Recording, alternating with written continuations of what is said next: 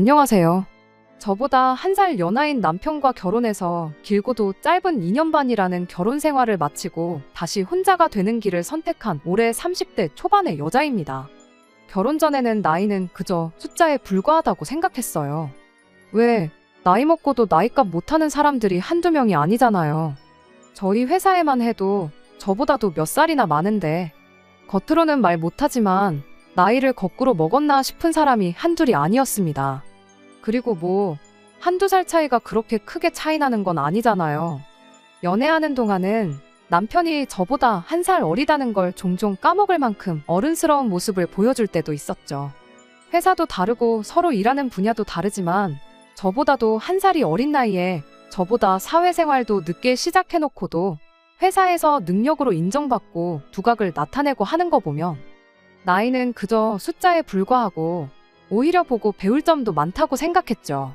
하지만 장점도 있으면 단점도 있는 법인데 정작 봐야 할 단점은 생각 안 하고 너무 좋은 점만 보고 결혼을 한 게 아닐까 싶은 생각이 드네요.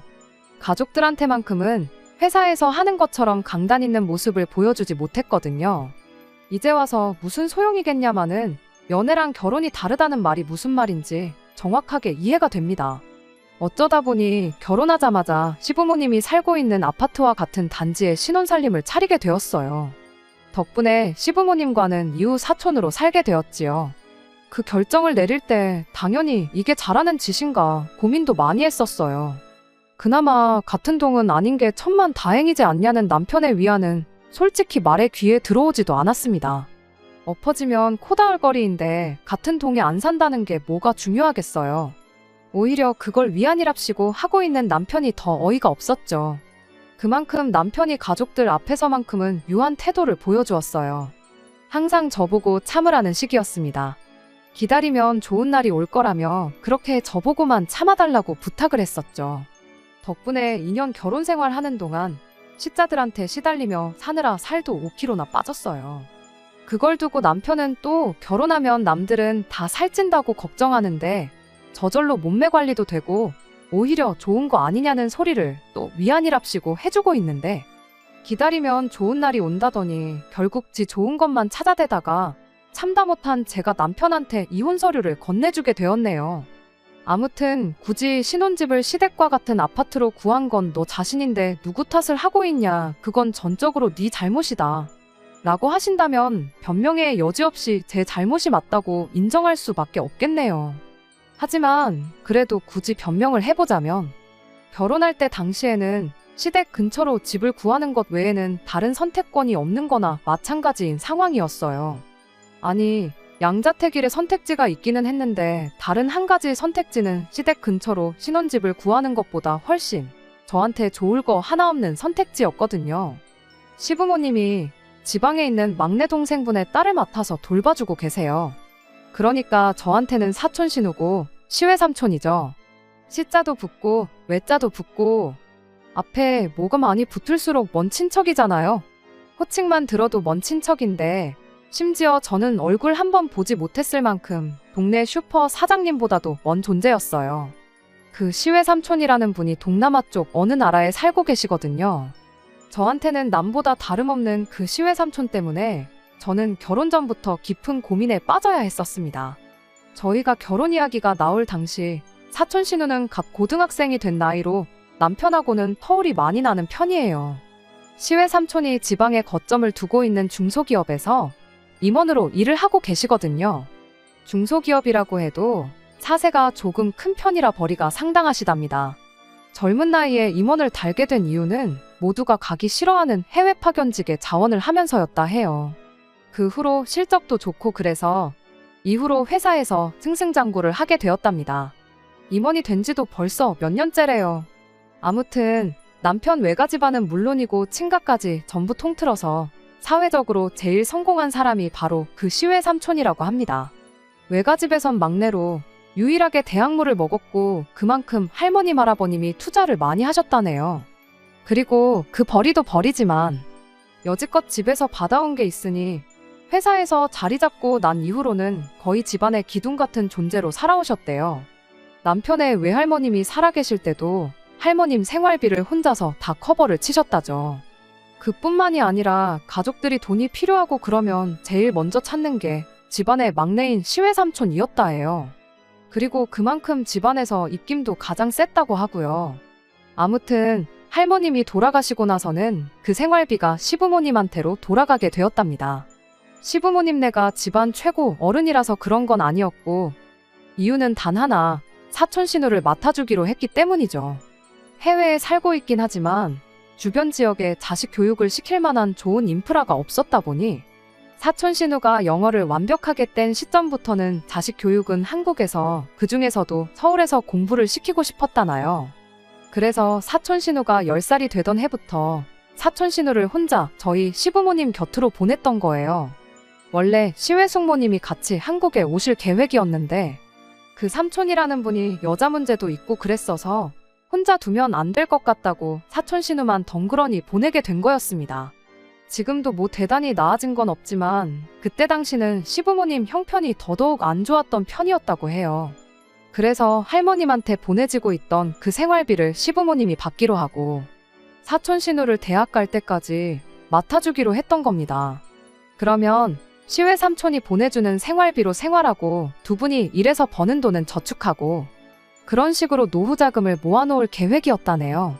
처음 사촌 신우가 시댁에 들어와 살기 시작할 때는 남편도 한참 대학생이던 시절이었다 해요. 군대 막 다녀와서 다시 복학을 한 해 만에 하고 있던 시기였는데 그때쯤 남편이 비는 시간을 활용해 사촌 신우를 많이 돌봐주고 그랬었답니다. 남편이 미대를 졸업했고 지금도 전공을 살려서 관련 업종에서 일을 하고 있거든요. 그때는 한참 대학 다닐 때니 연습한다, 졸업작품 미리미리 준비한다 하면서 집에서 그림을 자주 그렸나 본데 그래서 그랬나 사촌 신우가 남편의 영향을 조금 받게 되었던가 봐요. 어느 날 시외 삼촌이 남편한테 사촌 신우가 요즘 미술 공부를 하고 싶다고 노래를 불러대는데 미대생인 너가 보기엔 우리 딸 실력이 어떻냐고 그렇게 물어보셨다고 해요. 남편은 그냥 예의상 소질도 있는 것 같고 잘하는 것 같다고 그렇게 대답했는데 그 대답 한번 잘못했다가 덕분에 남편까지 사촌 신우를 돌봐주는데 싸잡혀 들어가 버리게 되었던 겁니다. 어차피 남편도 한 집에 살고 있었으니까 자기 딸을 1대1로 과외를 해달라고 부탁을 해왔다고 해요. 암만 큰 돈을 주고 과외 선생님을 사촌 신우한테 붙여준다고 해도 가족인 남편만큼 더 챙겨주고 신경 써주겠나 싶었던 겁니다. 이미 한 집에 살고 있었고 사촌 신우가 그림에 흥미를 가졌을 때부터 남편이 그림을 봐주고 그랬으니 사촌 신우한테는 이미 남편이 봐주는 게 익숙하기도 했을 테고요.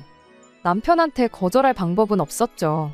괜히 시외 삼촌 심기 거스르는 말을 했다가 당장 부모님한테 오는 생활비가 끊길 수도 있는 노릇이었으니까요. 그렇게 여지껏 남편은 회사 일하면서 사촌 신우도 돌봐주고 과외도 해주는 식으로 지내고 있었던 겁니다.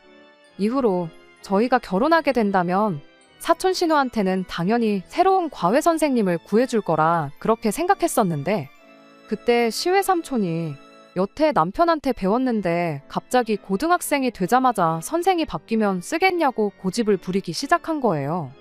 가르치는 방식도 다를 테고 애도 선생님이 바뀌어서 적응하는데 시간이 걸릴 수도 있지 않겠냐면서 결혼을 하더라도 사촌 신우를 계속 봐달라고 그랬다는 거죠.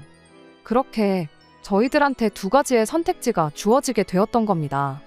시부모님이 살고 있는 아파트에 신혼살림을 차리던가 아니면 사촌 신우가 대학에 갈 때까지 신혼집에 방 한 칸 내주고 데리고 살던가 라는 두 가지의 선택지였죠. 둘 다 안 된다고 거절을 할 수는 없었습니다. 그렇게 되면 시외 삼촌이 시부모님에 대한 경제적인 지원을 아예 끊어버리겠다고 나왔기 때문이에요. 시부모님도 처음엔 시외 삼촌한테 그건 너무한 거 아니냐고 따지긴 했다고 해요. 그런데 돈 주는 사람이 싫다 하는데 시부모님 발언이 무슨 힘이 있었겠나요? 시부모님 딴에는 그거라도 받아야 노후에 자식 손 안 벌리고 살 방법이 마련되는 유일한 방법이었으니 말이죠. 그렇다고 저희가 시부모님 노후를 책임질 수도 없는 노릇이잖아요. 오히려 시부모님이 자식 손 벌릴 생각 없이 두 분 스스로 노후 대책을 세우고 계셨던 게 감사할 지경이었죠. 그나마 다행인 건 저희가 결혼할 때쯤이면 사촌 신우 입시까지도 2년이면 결과가 나오는 상황이었다 보니 그 정도 기간은 어떻게든 버티면 되겠구나 싶었어요.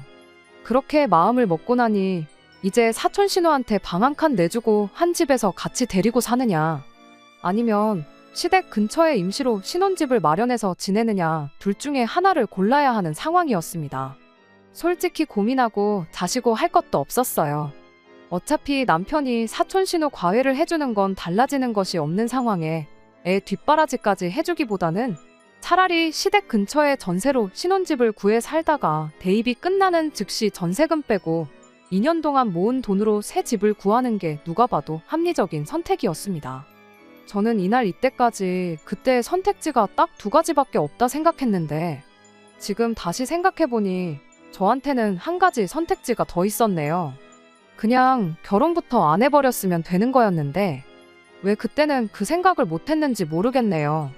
아무튼 2년이면 뭐 못할 것도 없겠다는 생각이었고, 그때는 저도 제 나름대로 머리를 굴려서 혹시나 찾아올 수 있을 안 좋은 상황에 대한 대비책을 세우기 시작했어요. 일단 주 3회 봐주던 과외는 무조건 세상이 두 쪽 나도 남편이 시댁으로 직접 가서 봐주는 걸로 조건을 내걸었습니다. 그 부분은 남편도 아무런 문제가 없다 했지요. 그래도 혹시나 싶어서 비슷한 가격대에 조금 더 큰 평수도 있었지만 일부러 제일 작은 평수의 방도 2개밖에 없는 집으로 구했어요. 어차피 전세고 딱 2년 정도만 살고 사촌 신우 대학 가는 즉시 방 빼고 이사를 나갈 생각이었으니 집이 좁은 것쯤은 크게 문제될 건 없었습니다. 일부러 방도 남는 방 하나는 아예 누가 자고 갈 생각은 꿈도 꾸지 못하게 옷방으로 꾸며놨어요. 2년만 살다 이사 나갈 거 아니냐고 일부러 커다란 짐도 몇 개 들여놓아서 창고처럼 만들어버렸죠. 이 정도면 적어도 시부모님이 마음이 바뀌어서 사촌 신우를 저희 집에 보내지는 못하겠구나, 그런 생각을 했었거든요. 지금 생각해보면 참 오만방자한 생각이었지요. 약속이야 안 지키면 그만인 거고 목소리 큰 사람이 이기는 이 세상에 그런 잔머리가 통할 리가 없었다는 걸 왜 그때는 생각 못했던 걸까요? 이제 막 고등학생이 된 사촌 신우도 너무 어리게 생각했고, 늙어서 자식 손 벌리기 싫다고 조카까지 떠맡아 키우며 노후 자금 마련하시던 시부모님을 너무 좋게 생각했던 겁니다. 당연한 소리겠지만 그렇게 신혼살림 차린 직후에는 별다른 문제랄 게 없었어요. 처음 이야기되었던 것처럼 과외하는 날이 되면 남편이 아예 시댁으로 퇴근해서 사촌 신우를 두어 시간 봐주고 집에 돌아오고 무난한 일상이었죠. 그때까지만 해도 폭풍이 오기 전이 제일 조용한 줄도 모르고 이 평온한 날들이 계속되리라 그렇게 생각하고 있었습니다. 괜한 노파심에 쓸데없이 대비만 하고 있었구나, 밥솥도 괜히 1인용 밥솥을 샀구나, 그런 사소한 후회도 하고 그랬죠. 그러던 어느 주말이었습니다. 날씨도 좋고 그래서 모처럼 남편하고 둘이 멀리까지 놀러 나갔다 온 날이었어요. 결혼하고 나서 이래저래 바쁘기도 했고 경황도 없어서 항상 데이트는 집 근처에서 짧게 하고 그랬었는데 오랜만에 코에 바람도 넣고 그러니까 참 좋았죠. 그렇게 데이트 잘 마치고 집에 왔더니 사촌 신우가 저희를 반겨주더군요. 있어서는 안 될 사람이 집에 있으니 이게 무슨 상황인가 싶었어요. 사촌 신우가 하는 말이 시부모님 때문에 집이 너무 소란스러워서 집중도 안 되고 여차저차해서 여기로 피신을 왔다 하더라고요. 그 말에 남편이 별로 대수롭지도 않은 반응을 보이고 그냥 방으로 들어갔어요. 사촌 신우가 와 있는 것보다 더 어이가 없었던 건 남편이 저랑 밖에 나와 있는 내내 핸드폰을 단 한 번도 안 봤다는 사실이었죠. 그게 무슨 소리냐 하면 정황만 두고 본다면 사촌 신우가 이미 저희 집 비밀번호를 알고 있었다는 게 되는 거잖아요. 그래서 저도 곧바로 남편을 따라가 이게 무슨 상황인 거냐 물었죠. 남편은 집 비밀번호를 사촌 신우한테 알려준 적은 없고 시부모님한테는 말했었다 그렇게 대답하대요. 가족인데 뭐 알려주지 않을 이유가 뭐가 있냐며, 집을 비운 사이 무슨 일이 있을 수도 있는 거 아니냐고, 억울하면 저도 친정 부모님한테 비밀번호를 알려드리라고 한마디 대답하고는 마는 거예요. 그래도 사촌 신우는 저희가 도착한 뒤 몇 분 지나지 않아서 집에 돌아가기는 했었어요. 작은 목소리로 하기는 했지만 저와 남편이 방에서 투닥거리던 걸 들어서 미안해서 집에 갔나 보구나 싶었습니다. 남편은 뭘 애한테 눈치를 줬냐며 저한테 짜증을 내기 시작했습니다. 어차피 빈 집에 와 있던 건데 문제될 게 뭐가 있냐면서 말이에요. 그때까지만 해도 예상치 못한 상황에 내가 너무 과민 반응을 한 건가 싶기도 했었는데 이건 그냥 시작에 불과했던 거였어요. 그날 이후로 사촌 신우가 조용해서 집중이 훨씬 잘 된다는 핑계로 저희 집에 와 있기 시작했거든요. 과외하는 날에는 과외한답시고 밤 10시까지 뻐기다 가기 시작했고 언젠가부터는 그냥 과외하는 날이 아니더라도 저녁 내내 저희 집에서 시간을 보내다가 가기 시작했어요.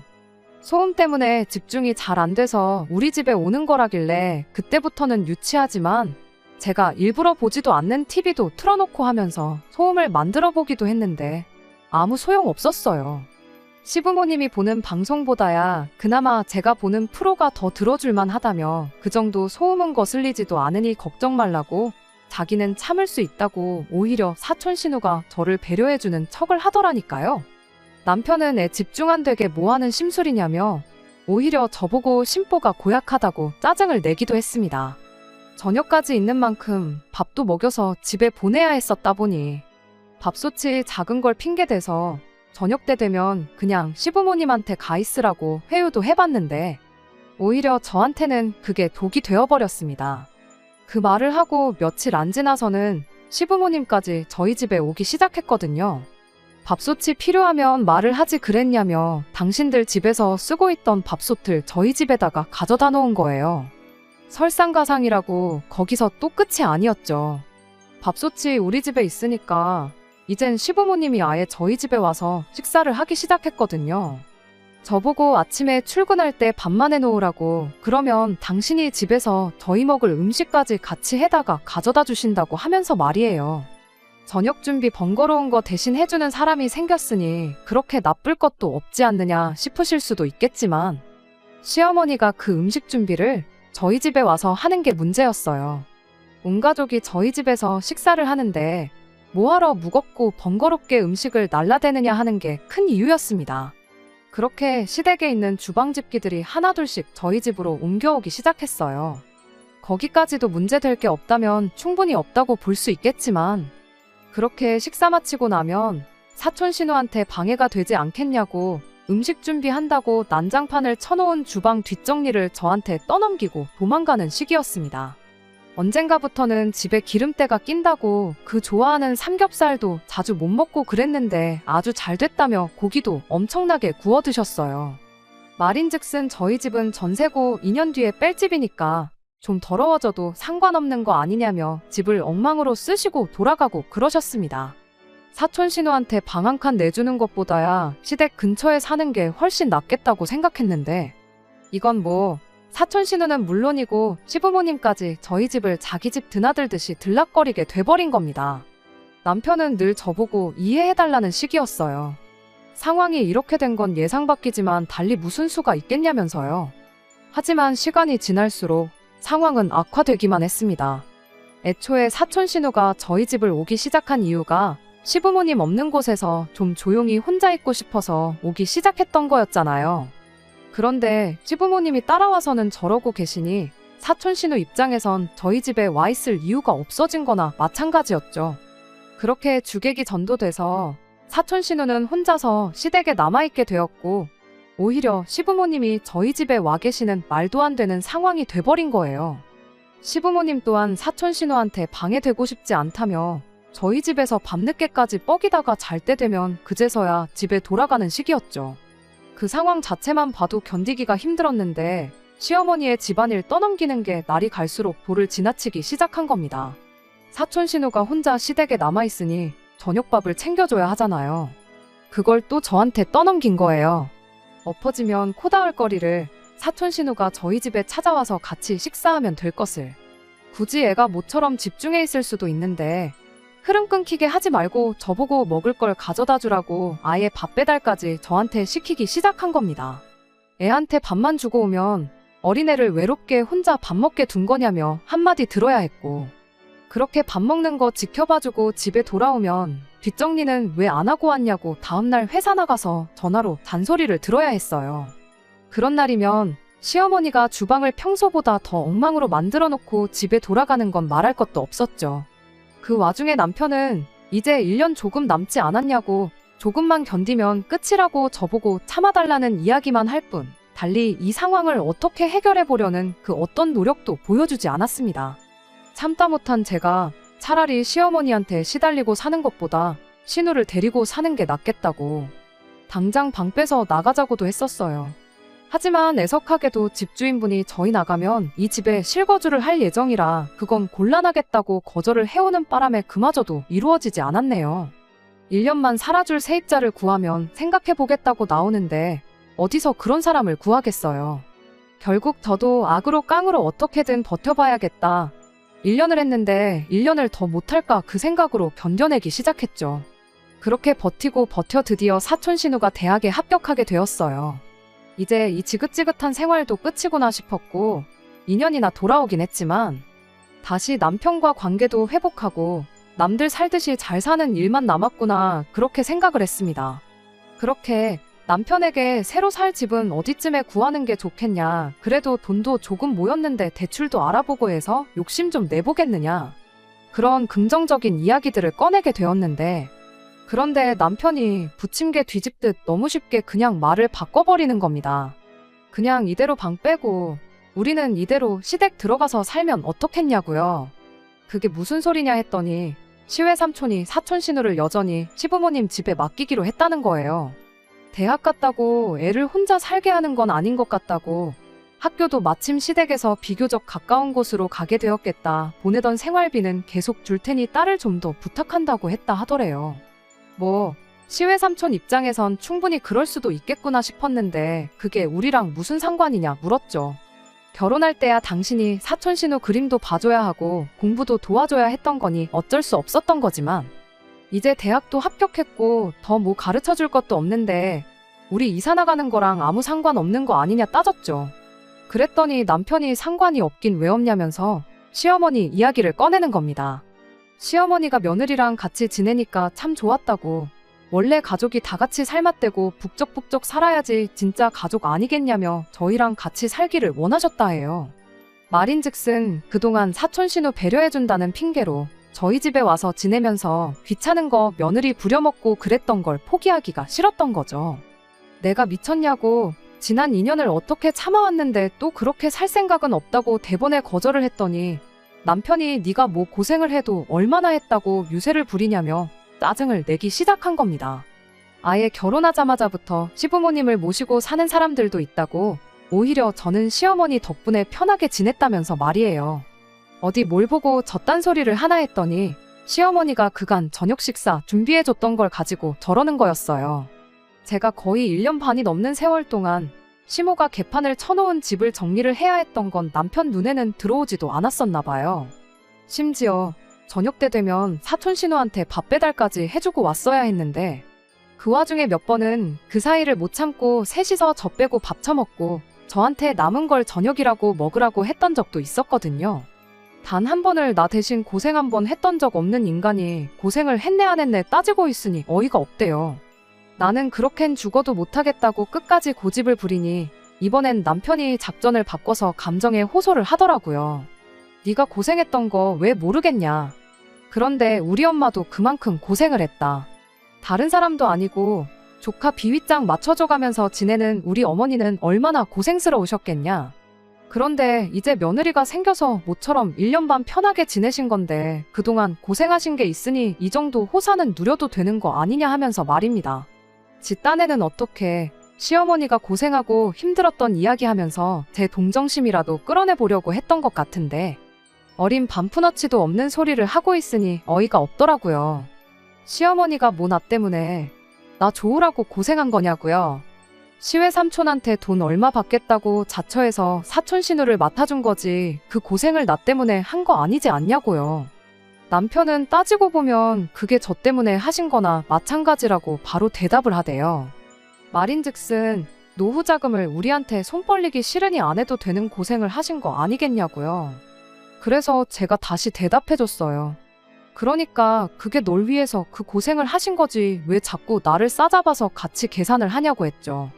막말로 자식 위해서 정말 그런 힘든 고생길을 선택하신 거면 나한테도 잘하셨어야 되는 거 아니냐고. 자기 고생한 걸 나한테서 보상받으려고 하니까 그게 문제인 거라고. 진짜 자식을 위하는 사람이었으면 애초에 여태 나한테 그렇게 갑질을 해서도 안 됐고, 했다고 한들 이제 와서 말 바꾸고 같이 살자는 말도 꺼내면 안 됐다고 정확하게 남편을 이해시켜줬습니다. 그랬더니 남편이 이렇게 한마디 하대요. 여태까지 잘해놓고 왜 이제 와서 태도를 바꾸냐고요. 내가 몇 번이고 못해먹겠다고 한 거 기억 안 나냐고. 그 와중에도 꾹꾹 참고 오늘까지 기다렸던 건 이것만 지나가면 앞으로 우리가 남들처럼 잘 지낼 수 있겠다는 기대가 있었으니까 한 건데, 당신 말하는 꼬라지 보니까 당신한테는 그럴 마음도 없는 것 같고 앞으로 둘이 잘 지낼 수 있겠다는 확신도 없다고. 내가 미쳤다고 그 고생을 또 하고 살겠냐고 그냥 이혼하자고 했죠. 시어머니 고생한 거 갚고 싶으면 그거 당신이 직접 갚으라고. 나는 더는 할 생각 없다고요. 그렇게 저는 친정으로 들어가 남편과 별거를 시작했어요.